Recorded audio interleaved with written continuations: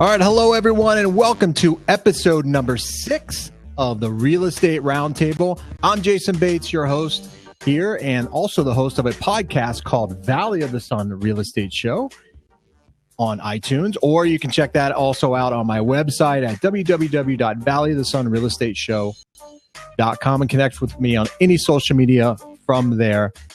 And I am once again joined by Jorge Cuevas. How you doing, buddy? What's up, man? Let's get this show started. All right, cool, man. So let's dive right into this, man. Let's get right in because there's a lot that we can kind of talk about. This is a little controversial too, which I kind of dig that, right? And that's about the pros and cons of for sale by owner. I'm seeing a lot here in Arizona. We're seeing a lot of people, especially like the Craigslist thing or whatever. We're seeing a lot of people put their homes up for sale and kind of, I don't want to say ignoring maybe realtors, but maybe not valuing what the realtors actually bring to the table in effort in selling their home. What's your take on are you seeing more for sale by owners in your area? Because you're in Chicago, right? I don't think it's a thing that you're seeing more for sale by owners or you're not seeing. It's not like you're seeing more or less of them. I think what you're seeing is we still have a lot of homeowners that are not at a full equity position or don't have enough equity in their house to where, and they need to sell and they don't have the cash in there, the equity there to make that happen. And then also there's a lot more information available online for a homeowner to be able to do a for sale by owner. So that they can find marketing type stuff. They can see what other people are doing.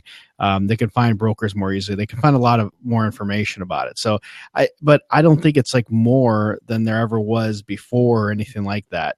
I think you always have a subsect of the market that's going to do for sale by owners, and going to go down that route. And if anything, I would expect, though, to see more people try to do for sale by owner because there's so much more information available out there. Yeah, and we kind of talked about that, right? I mean, in past blabs or podcasts or whatever you want to say there, but we've talked about the influence that realtors are kind of having to deal with in the form of social media and some of the other avenues that homeowners have to help promote their home. And we've also talked about the whole thing with buyers, sellers, really questioning what worth the realtor brings to the table, right? Right. Absolutely. Yeah. That value proposition becomes so huge, and that's a value proposition that's not being serviced by real estate agents in a lot of cases. So there's a lot of agents that don't do a good job at marketing a house and putting a house for sale. And you could just ask any buyer in the market right now, and that buyer is looking on Zillow, Trulia, Redfin, or Realtor.com.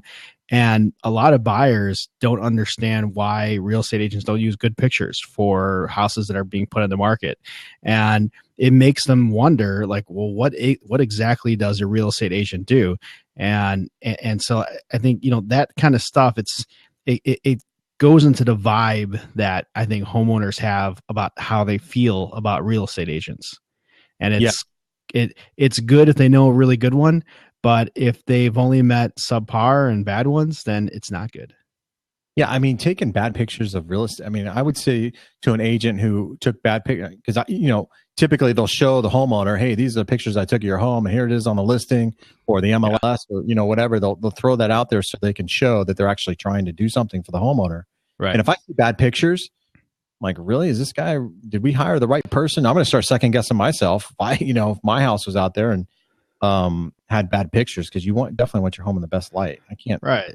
So all that stuff plays into one another. So people see all that shit, and it does have like this residual effect. So you're going to see people try it, and I think a big point is like what I said earlier is that not everybody is at a full equity position, and even if they have equity in their house, some people don't have enough equity to make it worthwhile for them to sell their home using a real estate agent, where they have to try to sell it for sale by owner.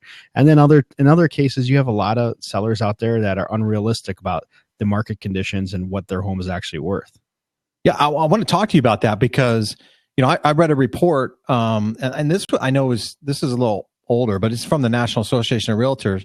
I think the average sale, and this is 2013, so I'm a little outdated on my stats. I know there's newer ones out there, but in 2014, I think the average sales price nationally for sale by owner was 174,000.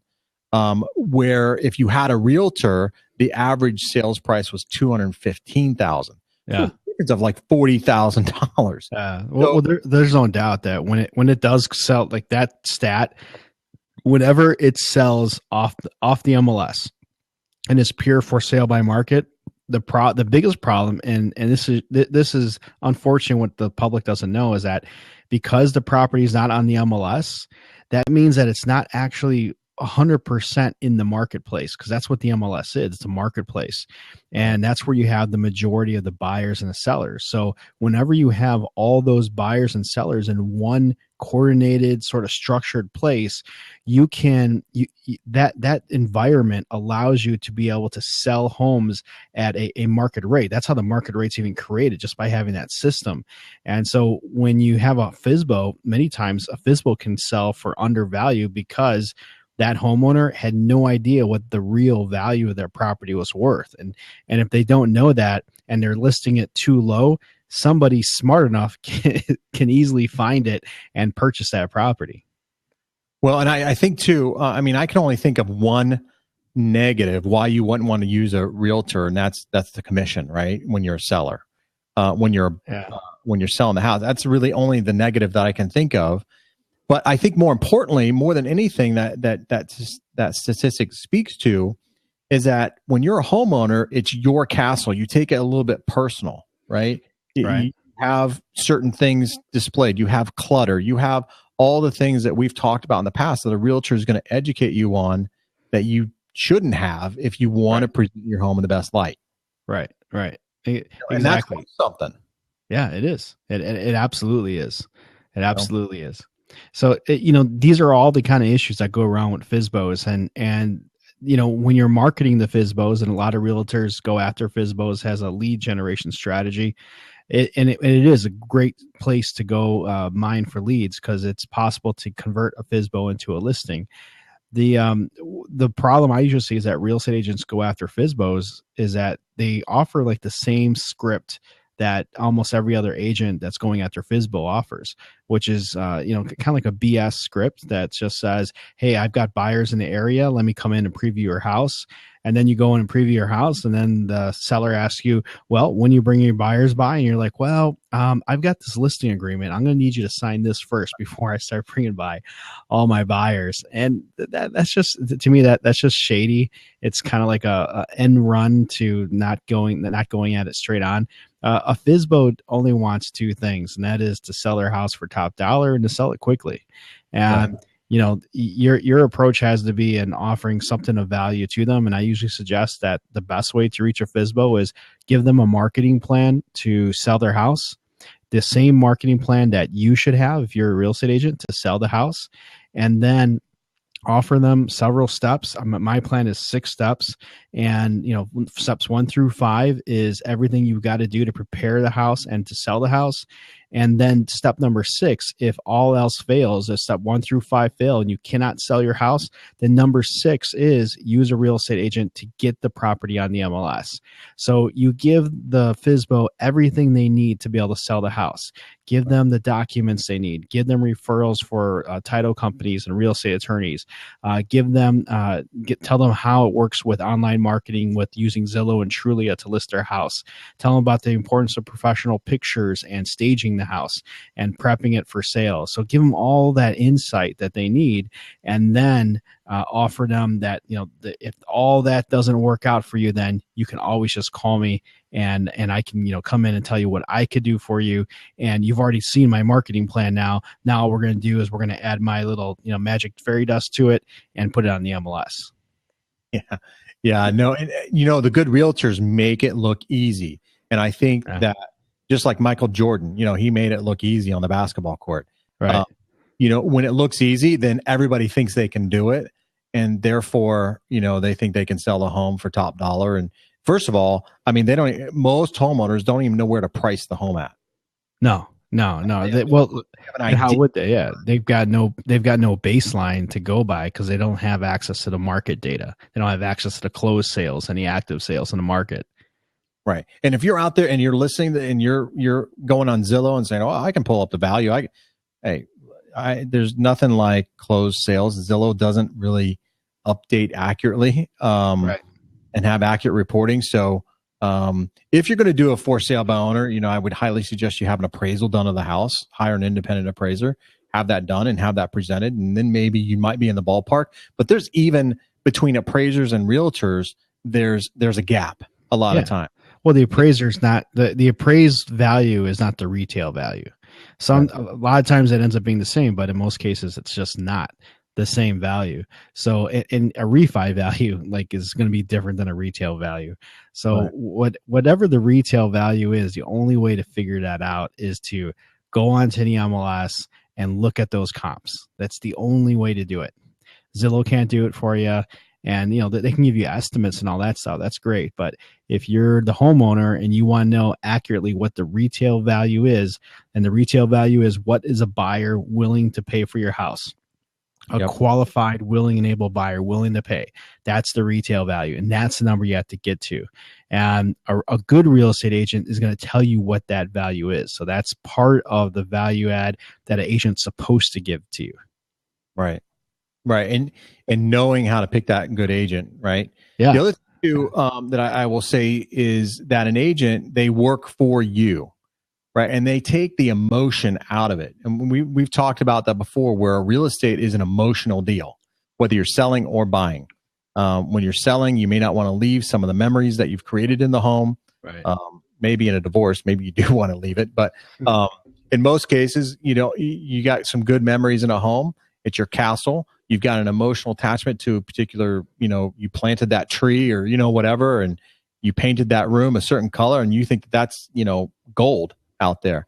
Where the realtor is going to kind of take and level off that emotional attachment to the house and really bring everybody back down to earth, so to speak, on it. Right. They should be giving you raw data, raw information. And that's almost like a psychiatrist, right? I mean, they're almost playing psychology. Yeah, partly a real estate agent is sort of doing that, because you're exactly right. There is emotional attachment to the house because they put all their big chunk of their money has gone into that house, whether it was in the mortgage payment or the maintenance of it or stuff that they added to it, and improvements and all that stuff. Yeah, there's a huge emotional attachment to the home in many cases. And I haven't seen one for sale by owner that creates buzz around their house. And what I mean by that is, like realtors will have an open house. They'll have maybe a broker's open. Yeah. They'll promote it and maybe even have a party, maybe show it like we talked on the last time, showing it in its best light, maybe at night if you have city views, those sort of things. I've never seen a homeowner create buzz. It's going to be harder. It's going to be harder for them to do it because most homeowners don't know how to sell their house unless they do it a lot. And do a lot of homework online. Yeah, it's going to be tough because it's going to be their first time doing it in many cases. So yeah, it's going to be hard for them to put together that buzz to get their home sold. But that's also one thing you said earlier is that, you have to interview those real estate agents that you're going to use because there's some agents that aren't good at that either. And usually that's the whole reason why someone goes FSBO. They just believe that they can do it better on their own. And they believe that a real estate agent can't help them. And so you've got to be able to deliver that and communicate that if you're the real estate agent to the homeowner that's thinking about doing FSBO or is already doing FSBO and you just want to, you just want to get their listing. Right. And I think a lot of agents, that's what kind of gives some fuel to the fire on the FSBO thing. Some agents, a lot of agents aren't really good at what they, claim that they do.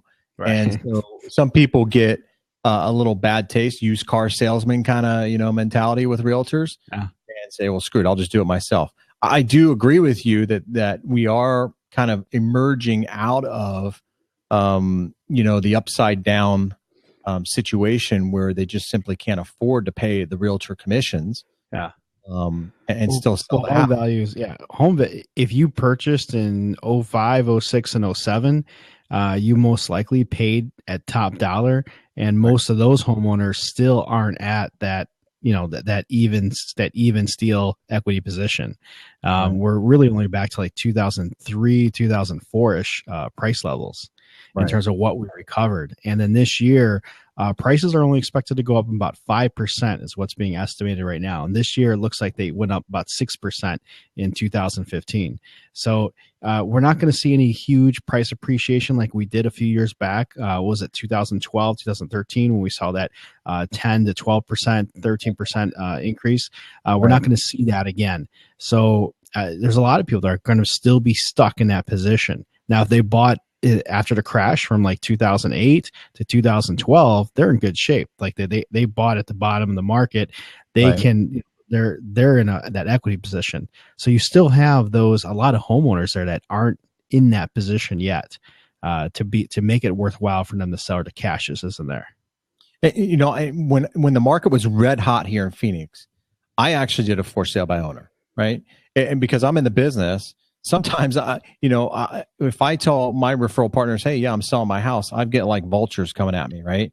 I've got a lot of people asking, hey, I'll list your house, I'll do this, I'll do that. And if I don't pick them, then I feel a little obligated, right? So when the market was hot, I actually sold my house for sale by owner, and I got lucky, and a guy drove by and bought the house. He had a realtor with him. So it wasn't like, somebody who wasn't represented from a realtor. Right. And we made the deal work. But that's pretty unusual. As you just mentioned, 5%, 4 to 6% appreciation is considered to be a normal market in most markets. Yeah. So having a normal market, I don't know why we're still recovering though. We still have a recovering market because you got all those people that are, if we had a normal market, then like you said, 5% or 6% would be great growth, or price appreciation growth. But the problem is that we're coming out of recovery where you have all these homeowners that are stuck in houses. And that's one of the reasons why we have the inventory problem we do right now. We don't, in a organic sort of way, when you have good supply and demand forces working with one another, we would see that supply and demand work with pricing and inventory levels. But now we kind of see like there's a wrench in it. We have tight inventory, but pricing is still sort of like capped off right now. It's not going to increase. And that has a lot to do with factors like where the economy's at, where unemployment is at, and the house affordability index. All those factors kind of tie into like what's capping prices from going even higher, even though they're in so many markets, there's no inventory. Right. Yeah. And the economy, people underpaid and what do you call underemployed or whatever. There's still a lot of underemployed. Yeah. There's still a lot of that. Right. So you don't have that rosy picture for the future and stuff. So that's why we're still 2016 is going to be a lot like 2015, unless hopefully there's not some kind of broad economic event that happens that can derail what's already a very kind of cautious and pessimistic economy, that which is really important. I mean, that could happen. Even just like when you look at what took place last week on Friday, a terrorist attack event, something like that, can have anything like that happening on the U.S. soil can have a devastating effect in the near term to just the housing market. And the housing market, because like we're saying, it hasn't fully recovered yet. Those are factors obviously none of us want anything like that to happen, because I believe it's still fragile. Yeah, no, I tend to agree with you. It is pretty fragile. There are some growth sectors in our economy. Construction, at least here in Phoenix, we're starting to see more construction jobs being added here. We've lost some tourists. That's starting to come back. Phoenix is and Arizona is a big tourist state. But we're starting to see some tourism come back and that dollar coming back. But it isn't where it needs to be, where people are comfortable, like you said. And so the consumer confidence, it's just not there. The good thing, and I don't want to get off subject for FSBOs and the economy or whatever, but the good thing is gas prices are relatively cheap, but groceries are still pretty expensive. I mean, I'm buying a gallon of milk and it's like $3 or $4 a gallon now, maybe $5. Yeah. Well, yeah. And again, in a normal economy, you would see like a short little boom going on right now, Right. just because we got low gas prices and there's more disposable income in the hands of everyday consumers. So yeah, we're all spending less on, we're spending half as much on gas as we did like a year and a half ago, Right. but we don't see like this uptick in the economy with all that extra cash going into other things other than gas. Right. Now, the other thing too, getting back to the FSBOs here, the other thing that I think is a very important factor in the pro for FSBO is having the realtor being able to show your home when it needs to be shown. So, in other words, if you're at work and somebody wants to see your home, you've got somebody working, you've got an assistant, you've got a point of contact who can facilitate, showing that home at any hours, bearing, that you're allowing that realtor to show the home. But if you've got other obligations, you've got somebody there who can show the home. Therefore, you're not missing any opportunities. Yeah. No, that's absolutely a concern. And that probably goes into part of, if they're trying to do a FSBO on their own, are they actually really ready to sell it, and can they actually have the home available for sale when a buyer wants to see it? Because you know how buyers can be. Like, the buyer may not have the patience, even though they should. They may not have that patience to stick it through as long as they need to be able to just get into the property. Right. Yeah, I would say that's probably on the. There's no doubt that's a concern. It's probably in that like second tier of concerns that someone's going to have, but it's definitely part of it. Well, now, I see, like I mentioned at the beginning of the show here, or beginning of the blab here, you Craigslist, right? And I think people misunderstand Craigslist as the MLS.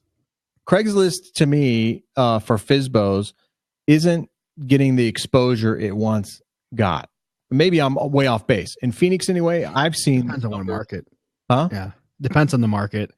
Because like in major metropolitan cities, it's still good for rentals, but for getting FSBO traffic, which is what a lot of realtors like to do, is put their ads up on Craigslist for FSBO traffic. There's no doubt qualified buyers aren't going there like they used to Craigslist, but for rentals, it's still great. Yeah, rental market, I can see that. Buying and selling. Backpage is another one that's pretty popular here. I don't know if it's popular. Yeah. Backpage is the same thing. It's great for rentals. It's both Backpage and Craigslist. We see diminished returns on there in terms of putting listings for sale. It was now a couple years ago. Those platforms were very, very popular because you could do something, with them. Yeah. They've eliminated some of those, sales tools, if you will, within those platforms. So they're not as popular. That's why I'm not seeing as many. I'm not seeing them as much in here. It just goes to where the traffic's at. So for a buyer, you're typing into Google or Bing what you're looking for. So when you're looking for a home for sale in Phoenix, you're putting homes for sale in Phoenix. If you're looking for a home for sale in Glendale, you're putting homes for sale in Glendale. So that's how people search. So today there's so many places for people to search for. They almost don't have to go to Craigslist because there's so many better options available. And obviously, like with Zillow, Trulia, Realtor.com, and Redfin taking up those first four spots, that they're always going to pop up in the first four terms that will come back from a Google or Bing search. That means that people don't have to go to Craigslist. I think the general public kind of knows that now. Do you think that Trulia, Zillow, Redfin, any of those kind of, even Realtor.com, will they ever host or have a spot for sale by owners? Well, on Zillow, you can put for sale by owners on Zillow. Oh, yeah. On Zillow, you can do that. Now, Zillow, with the merger between Zillow and Trulia prior, on Trulia, you couldn't put a FSBO on it. But now with the Zillow just started taking the listings, and any listing data you enter in on Zillow is going over into Trulia now. I'm actually not sure. That just happened the last 2 weeks, so I'm not sure if yet the for sale by owners are popping over to Trulia yet, but they are on Zillow. Now, do you know if Redfin does it as well? Redfin takes all their data from the MLS. So whatever state Redfin's at, and they're not in all 50 states, they will take their data directly from the MLS and load. They'll have a direct feed from to populate their IDX on their site. Gotcha. Okay. Now, and the other thing too that I see with FSBOs that I think really does a disservice to the person is, and you mentioned this earlier as well, is the pictures, right? We talked about realtors and taking bad pictures and that sort of thing. Yeah. But on a for sale by owner, I mean, pictures are worth 1,000 words, right? We've heard that a million times. Video worth 10 million words. So on a FSBO, I rarely see and FSBO being for sale by owner for all the people listening to the podcast. I rarely see them take pictures or even know where to put them. Right. Well, they're not going to be on. Yeah, for the FSBOs, many FSBOs don't get professional pictures of their homes. Right. Again, that's partly because a lot of FSBOs don't know how to market their home, and sometimes they may have bought something that tells them how to do it. They might have gone to FSBO.com or something like that, kind of gives them the steps, but many times they don't. So yeah, that's pretty common to not see professional pictures for a FSBO. I've photographed like several houses, like I'm a real estate photographer also, so I've done some for FSBOs in the past. But many of them just simply don't know. Now let's put all that aside and let's get into the contract, right? Because the contract, that's the meat and potatoes of the whole deal. Right. And on a for sale by owner, I see some of I've seen some for sale. They don't even know where to go for the contract. Maybe they pull it off of, I don't know, Staples or something. I don't know where they pull some of these contracts from, but there's a lot to these contracts, and there's a lot of legal exposure on both sides to these. And I think for sale by owner, unless you know what you're doing, you're really exposing yourself to some serious, potentially serious litigation. Well, if you fuck it up and do it wrong, you could, without, if you don't disclose things and if you make any kind of lies or deceitful things about the condition of your house and try to hide that kind of stuff, you absolutely could put yourself up. So part of it is those kind of legal implications.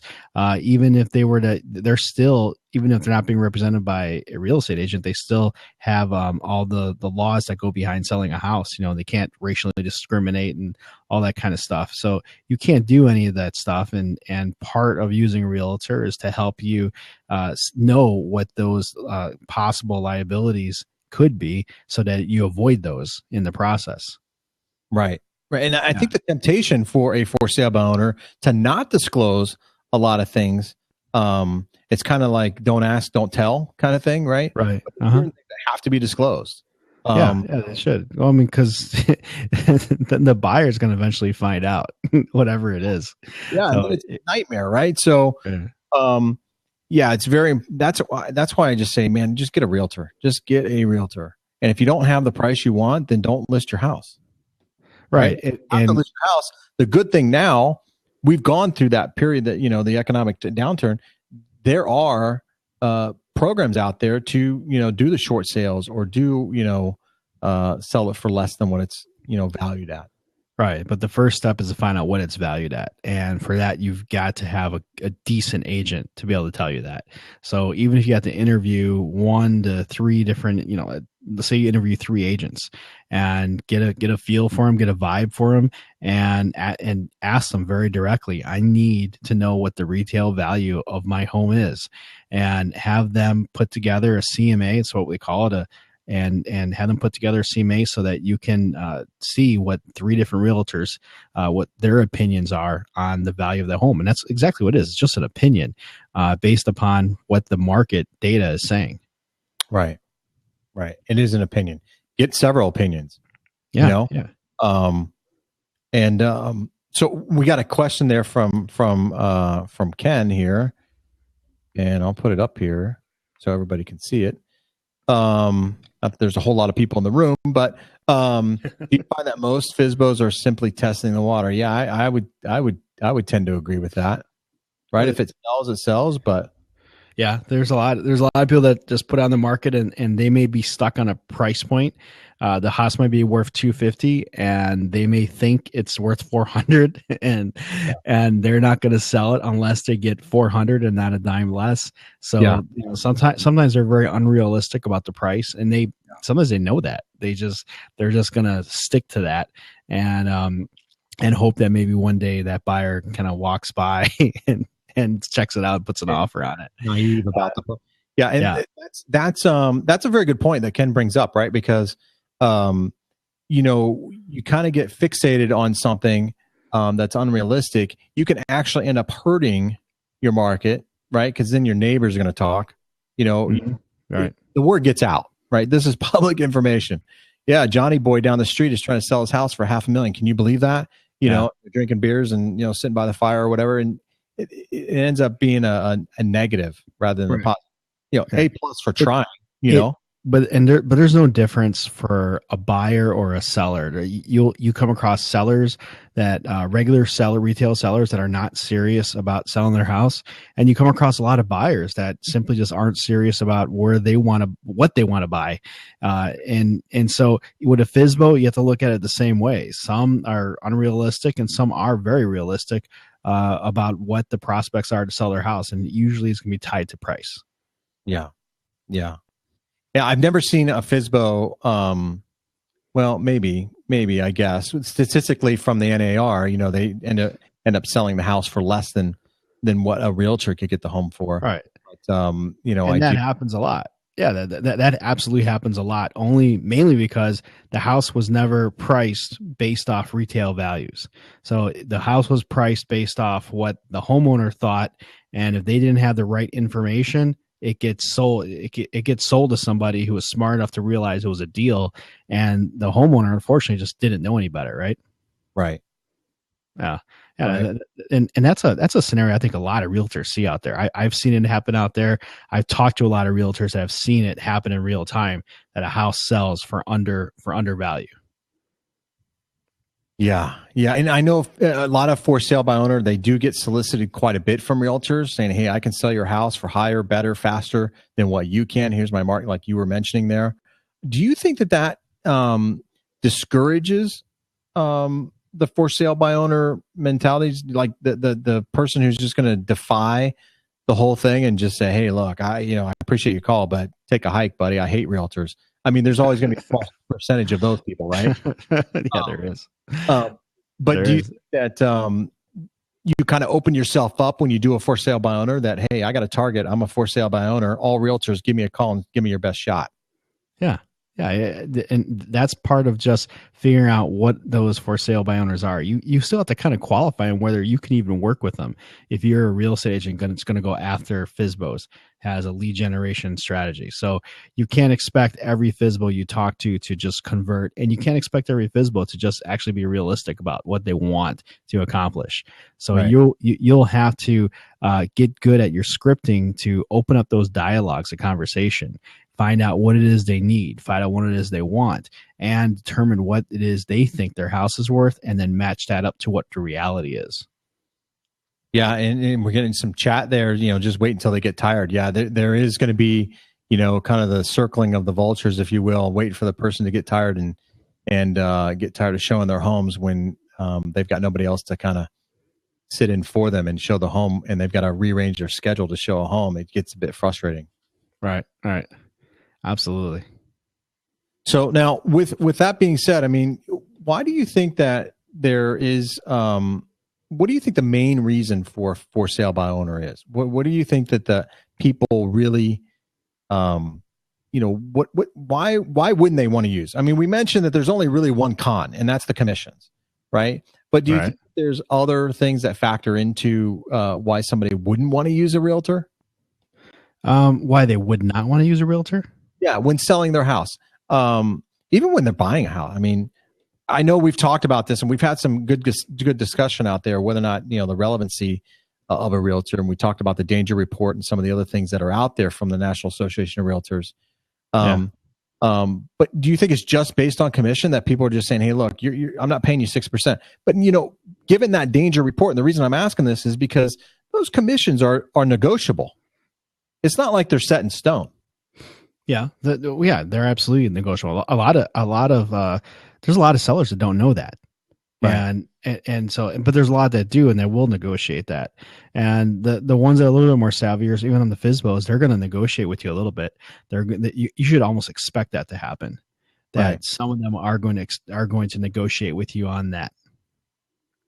Yeah, and I mean, we're getting some chat there, no equity and stuff like that. I totally understand that, and that's why I'm saying, well, sometimes you have to sell your house, right? You got to get out of it, and I think that if you have to get out of your home, I wouldn't, if I needed to sell my home in a month, I don't think for sale by owner would be my strategy to do that. All right, like I said, it comes down to how realistic they are, and sometimes if they don't understand like what the value of the house is, sometimes they do think they can do it on their own. I'll give you a perfect example. So, Jeannie, my girlfriend's she's a Remax agent. She has a client that she repped them on buying a house, and Right. they purchased a home using a 2 or 3K loan. The house went through. And then what ended up happening is that they had a house to sell, and they wanted to do that one though for sale by owner. It was on the market for like 10 months. And when they finally did get a contract on it, they've been on the market for 10 months. They had spent so much more money, wasted so much money that went towards mortgage payments and stuff like that. Their other home was already completed. They already moved into it. The house was just sitting there. Right.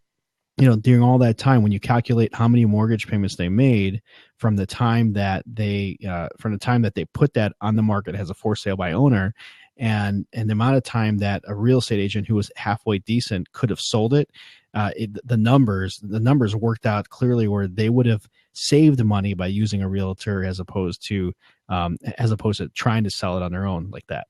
Right. Yeah, and if anybody's got some experience out there and they've sold their home and good, bad, or indifferent, and they've sold it without a realtor, feel free to jump in the seat here. I know we've got some realtors in the room, so to speak, and I know this is kind of a touchy subject with realtors.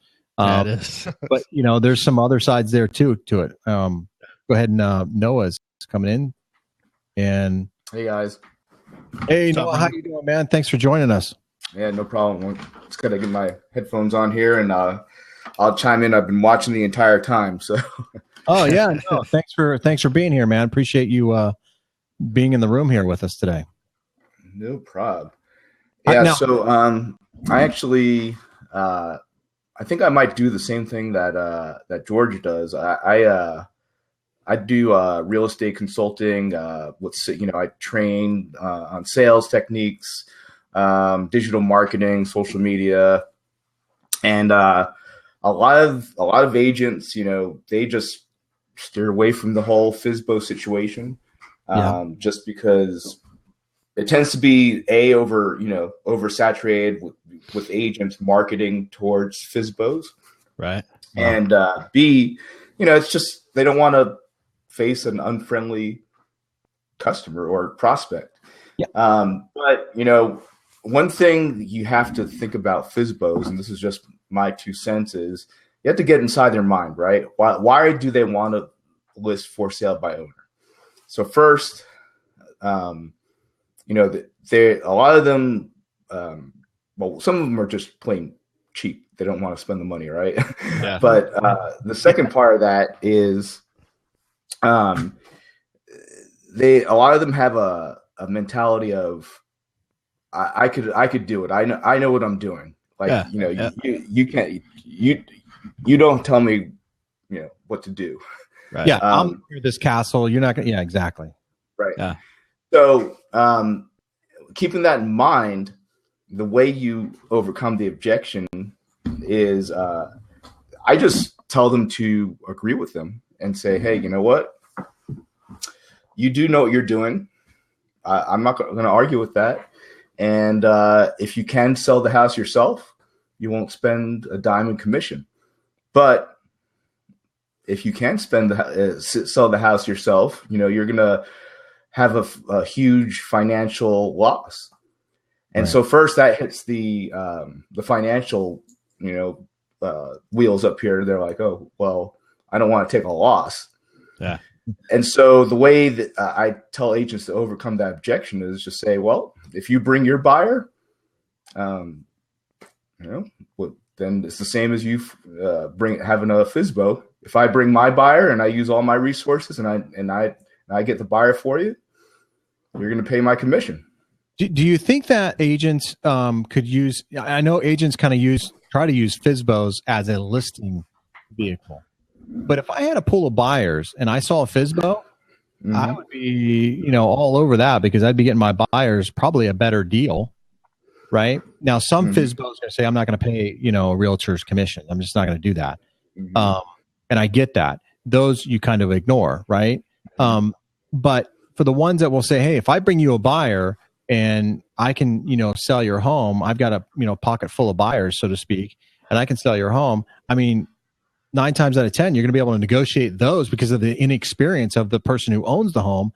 You're going to be able to negotiate on your buyer's behalf a lot better than you would with another agent who may be more experienced. You're basically almost saying, I wasn't prepared to kind of speak to this online, but you're saying the same thing I did, just in a different way, which is, listen, Mr. FSBO, I have something that you don't, which is a database full of prospects all looking for a home. Right. And, all of a sudden he's going to be like, all right, well, I could use this realtor. He's not so bad after all. And, at the end of the day, I mean, you can negotiate if, how much marketing and effort you're going to put into the person's property, if they bring their own buyer, but chances are they're not going to bring their own buyer. If you leave the, correct, if you do the correct marketing or lack thereof, and, a lot of the FSBOs are reasonable, in that you can negotiate a small fee, at least, to put in some marketing for them. Just, hey, I realize that you don't want to pay anything if I don't bring you a buyer, but for X amount of dollars, I could at least do this, this, and this. I could get the sign. I could do this. I have all that stuff in place. You don't have to run around and, do all this nonsense that I'm used to. The other thing too that I'd like to point out, and you can say, George, you're probably going to say this already, is that I had a realtor who approached some FSBOs, and he doesn't even ask to bring them buyers or even ask to list their house. He asked them, where are you moving to? Can I represent you when you purchase? Doesn't cost you a thing. So he takes a little bit of a different approach to it, which I thought was pretty smart. Yeah, that's another way to approach it too. I think the most important thing, if you're gonna go after them, the most important thing is don't go after them with the sales script. Stay away from a cheesy sales script, because if you do that, what will happen is that you will get burned. You'll burn yourself out, and you'll get tired of getting rejected, because so many FSBOs will be hearing and seeing that over and over again from every other agent out there. And it's not even necessary to do that. Like what you just said, Noah, that will work. Or what you just said, Jason, too, like your guy that's just approaching him, say, hey, I'll rep you on the buy side. Let me work with you on trying to list the house, whether it's however kind of arrangement they make. Right. But you can go approach it by just offering something of value to that FSBO, right? You just offer them something, help them out, be the person that actually wants to help them instead of wanting to just sell them something. Because the minute you just look at them as just being a commission check, and you look at them, you see the big money bag, on the cartoons with the money sign on it. The minute you see that, they can sense that that's what you see when you look at them. They could feel it. That's all you care about is that commission check. So just offer them value, however you do it. And like Gavin's on, and Gavin does the same. We talked about this last week, and you do the same thing that I really similar to what I like to do too. Is just give them a marketing plan to sell their house and say, here is everything that I do. Go have at it. And then if all that doesn't work, give me a chance to put it on the MLS. Right. I like what's up, Gavin? What's going on, man? Hey. You know, a trick I like is if you can get these sellers say, yeah, I'll pay a buyer's agent to 3%. Go, well, I've got a pool of buyers, but your pictures really stink, Mr. Homeowner. And I can sell your house, but I need to come out and see your house. I need to accent the special features of your house. So I need to take some better pictures to present it to my pool of buyers. Right. So then your pool of buyers, you go, look, I got off MLS deals that are exclusive. Let me send you the pictures. And then what you're doing is you're connecting the two. Right. Also, what I've actually done, I have a book I drop off to FSBOs also. I've actually had an open house I partnered with a FSBO seller and going, look, Mr. Seller, I want a foothold in your neighborhood. So I will stage an open house at your house.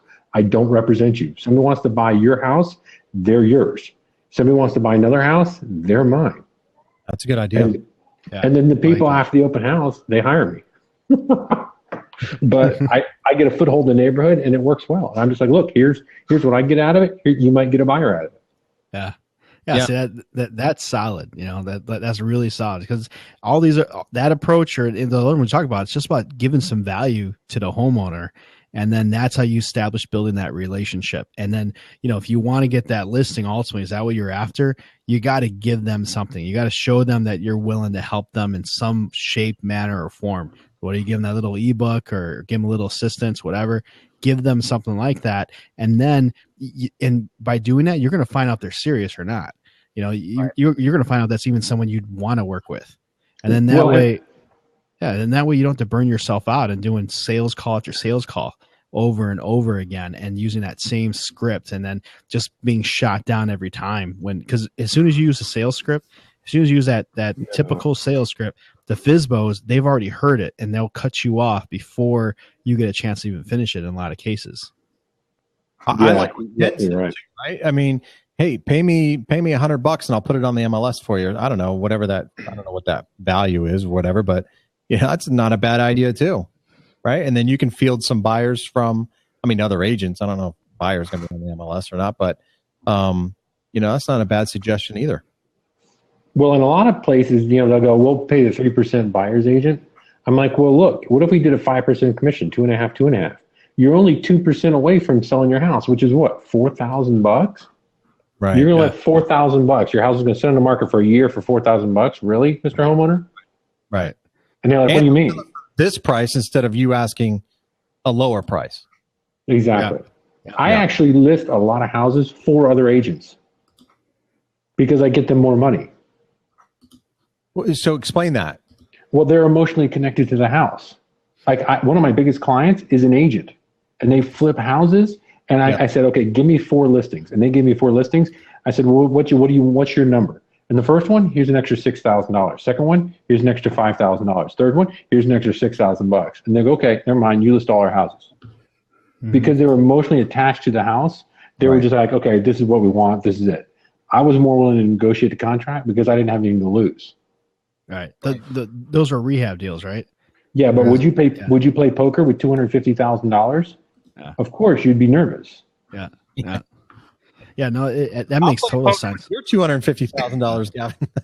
Yeah, that makes total sense for the rehabber's point of view, because the rehabber is just thinking they got a number, they got an ARV number they went into that deal with, and it's hard to get them off that number once the house is ready to be on the MLS. It's really hard for them to do that. And they just want to dump it. They don't want to sit and wait and get the number or negotiate or whatever. They just want to get their number and then go. Yeah. Yep. Yeah. And again, it still comes down to, like with you doing with the rehabbers and offering them more money, you've shown them, you demonstrated the value. Okay. But before you got to working with them, you told them, this is what I'm going to do for you. Give me a shot and I'll get you more money selling. Cause you had a marketing plan to get those listings sold, which was the key thing. That's what got you in the door. And that's, and then when you actually demonstrated and you fulfilled on what you promised or what you said you were going to try to accomplish, that was it. You built a relationship there, and obviously you're doing well with that. But even with the FSBO owners, you can go, look, Mr. Homeowner, your price is $180,000. Let me show you what has sold in your neighborhood for $180,000. This one sold in 8 days, granite countertops, this, that, the other. You don't have granite countertops. This one sold in 35 days. It has X, Y, and Z. How does yours compare? Mm-hmm. Yeah, you're taking the emotion out of the equation, which is the real value of a realtor. Let me ask you guys this: what about these companies that are popping up that say, "Hey, list your home with us for $995 flat fee"? Isn't that kind of like a for sale by owner? It's those companies. We got a company here in Phoenix, Arizona that is on the radio saying, "Hey, you don't need a realtor. You can list with us for $995 flat fee." We'll put it on the MLS for you. We'll do this. We'll do that. There's some here in Chicago that charge only $500, and they don't do anything for the homeowner other than put the house in the MLS. And so when you get that kind of situation, you have like, it's like a hybrid kind of thing where like the homeowner that does that, they don't want to use the agent. They think they're saving money. And then what ends up happening most of the times is that the house doesn't sell. The house, it gets priced at whatever price the homeowner wants to put the property on. And the listing agent doesn't do anything. All calls get directed right to the homeowner. Basically, all those services usually do is just put it on the MLS.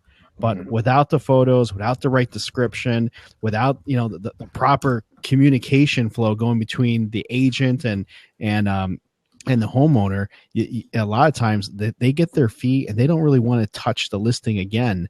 They take the fee, put it on the MLS, and that's it. They kind of like wipe their hands clean after they got the listing agreement. If you're going to have brain surgery, do you want the doctor to be the top of his class, or do you want to be the cheapest? So you're going to, let me get this straight. You're going to list your most valuable asset with the cheapest person you can possibly find. Yeah. To save $2,000. Yeah. Really? Sounds like a good idea. Well, it happens a lot. Yeah, it does happen. I had one guy, he actually like Twitter hated me because I was like, hey man, I don't think you should be doing, that's not a good idea for the buyer or seller or whatever. And it's one of those 995. And he like gave me this big long URL about why they're the best and why everybody should be using them. And he had a real heavy sales pitch on this thing, man. And then I tweeted him back saying, hey man, I don't necessarily agree with that perspective, but I respect it. He's like, well, this is the way the future's going. I mean, he was real like in your face with it. And, I can only imagine that kind of persuasiveness or that kind of in your face when they're dealing with an actual homeowner. I could see a homeowner kind of falling into that gig. Yeah. Well, Yeah. This is a think a lot of them do. Yeah. Yeah. But it's a people business. You've got to relate with people. If you're just taking listings and you don't care if they sell or not and taking more listings, you're not going to last very long. Yeah. I totally agree with that. I completely agree with that. So we are in the last 10 minutes here going on. What else do we want to cover? What have we not covered about FSBOs yet? We covered a lot about them. That horse is dead, man. I think we covered just about everything on the thing, man. Yeah. Gavin, I know you got a plan for him. Noah, are you just doing the marketing thing, training agents, or are you still practicing now? No, I've moved into full-time training. Okay. And I actually teach people or agents how to find FSBOs the minute they list. Okay. So have you guys heard the website IFTTT? It's called If This Then That. Yeah. So this might be you guys might already know about this one, but you could set up like your Craigslist search for FSBO, and it'll just send you an email every time the FSBO lists. There's an ad with a FSBO in it, or you could even just set it up for an email digest, or you could even have it post to a Google spreadsheet, so you have a list of FSBO. And if you're a broker, here I'm printed out the list today for you. So because it's critical that you get in early, right? Oh, if you're going to talk to a FSBO, because they've heard the same script 20 times by like the second week. So. Right. I like that. So that's pretty clever. That's new. That's a new one for me. I really dig that.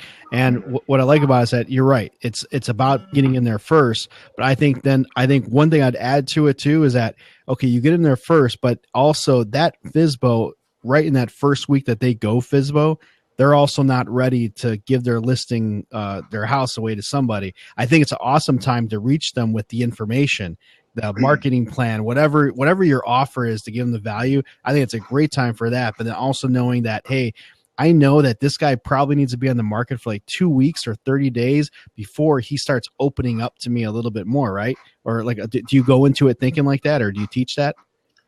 Well, there's two sides to that, right? Okay. So one, contacting them first, they're going to remember the first person who contacted them. They won't remember the third and the fourth, right? They'll probably remember the first.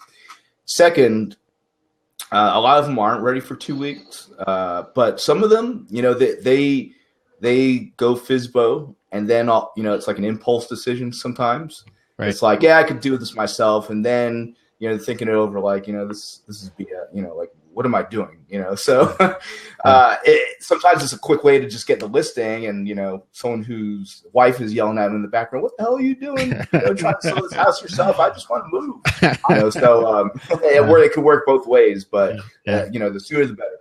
Yeah, and I like that, man. That's really cool. That's really clever. That's really clever. Good. The only thing you got to watch is you got to be pretty specific with your search on that Craigslist. Otherwise, you get bombarded with a bunch of junk kind of stuff. Mm-hmm. So as long as you narrow down that Craigslist search and put that into that recipe, if you will, for that. Yeah. The cool part about the Craigslist housing section is you could do the search, for sale by owner, but then you could even narrow it down to the number, like bedrooms, things like that. And so, if you're just looking, you don't want to waste your time on a little, 1-bedroom condo FSBO, but if you are searching for like larger homes, which are typically need a lot more marketing to sell, so you can narrow your search down to 4 bedrooms plus or 3 bedrooms plus, and it'll almost get you to a single family home. Yeah, that's good. I like that, man. That's really sweet. I dig that. Really cool. And Gavin, you got a great I like your strategy a lot, because it's, like I said, similar to what I'm doing, but you got like a marketing plan that you send over to them, right? That I do a marketing plan for their house. I take a Google Street View of it. I have a book I give them. Sometimes I'll go out to them and say, "Hey, I just see you came up Facebook. Can I see your house? I've got buyers in the neighborhood. I am an agent. I'm not here to poach you. I just want to see your house." I walk through the house. I go, "Would you have a fact sheet on it?" "No, we don't have one." I'm like, "Oh, okay." So I said, "Do you mind if I take some pictures?" Because I have buyers, but I take pictures. I go back to the office. I put my transaction coordinator puts together a slick sheet for them. It's unbranded. I take it back to them that afternoon, like 100 of them, put my business card on top and said, "Hey, I felt bad you didn't have any. I made some up for you. Hope you sell your home." 3 days later, ring, ring. "We're tired. Will you list our house?" "Sure." That's awesome. That's great. That's awesome. Yeah. You got to lead with value. FSBO is you got to lead with value. Yeah. If you go for the poach or go for the script or do all of this stuff, they're not going to. They're going to run you the direction. Yeah, they're not going to be receptive. Right. Absolutely. And Jayson, I see you're you're a loan officer. That's the other part of it is, as an agent, you're bringing pre-qualified buyers. You're not bringing looky-loos. Right. And so, just like, like when you sell your car on Craigslist or, one of these places, you have a lot of looky-loos, tire kickers. Basically you as an agent, you're doing the work to pre-screen these buyers to make sure they're qualified and they're just not looking to touch your granite countertops. So, point. No, that's a really good point, because you are doing for sale by owner. You don't know if they're pre-qualified. You don't even know how much money they have or anything. And there's danger in that, right? I mean, there's some safety that go along with that. Letting a stranger. Sure. That's a really good point. So I'm glad you brought that up, because I don't think we touched on that. That's one of the things we didn't touch on, that dead horse there. Yeah. Okay? Why didn't you say that? Yeah, Jayson. I teach mortgage and escrow people too. So. But that's a good point. If you work with agents, you let them know, hey, I'll be your backup on this one. And work with them to get those FSBOs. Yeah. No, good stuff, man. I like it, man. Let's start wrapping this thing up, man. And I'm gonna play the little exit music here, right? You got the jam. That's the jam, brother. We are pretty much done. I think we bit that dead horse. We spent an hour on the subject, so that was really good. Hey, check out my website at www.valleyofthesunrealestateshow.com. Check out the live streaming. Call me, connect with me, and happy house hunting. Hey, Jorge, how can we get a hold of you, buddy? Hey, real quick, just thanks, Gavin and Noah, for coming on. You guys rock. And we'll definitely see you on the next one. And this is Jorge Cuevas at Agent Redefined. Hey, every Wednesday at 5. Well, next Wednesday, I don't think we're going to do next week. Right? Yeah, we got Turkey Wednesday. We actually got better things to do that day. Yeah, we got better things to do, right? Real estate. Hey, Noah, you want to give yourself a little plug here? I'm going to put it on my podcast. Give me 20 seconds. Gavin, let's do for you too, buddy.